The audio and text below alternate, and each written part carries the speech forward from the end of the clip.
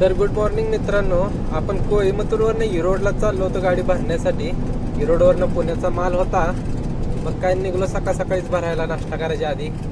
हे अशा प्रकारे पडदेशी गाडी भरून बांधून घेतली आणि निघलो इरोडवरनं शेलमच्या दिशेनं.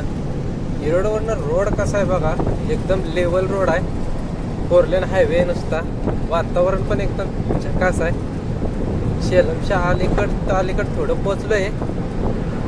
इथं बघा मित्रांनो, 100 किलोमीटर झालं पण रोडचे लेवल काय हटत नाही. हे आहे साऊथचे रोड.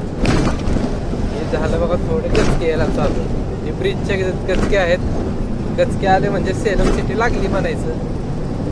गचके पास करत सेलम सिटी पास केली. पुढं लागला छोटासा घाट काय लय मोठा नव्हता, बारकाच होता. केला पास.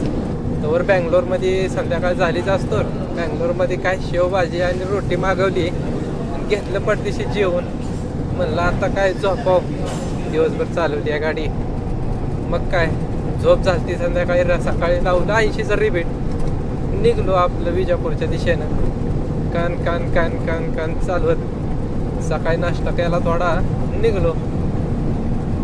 आणि परत बायपासवरनं उतरून लागलो हॉस्पिटलच्या रोडला, चित्रदुर्गा बायपासवरनं. चला भेटूया पुढच्या पार्टमध्ये. धन्यवाद.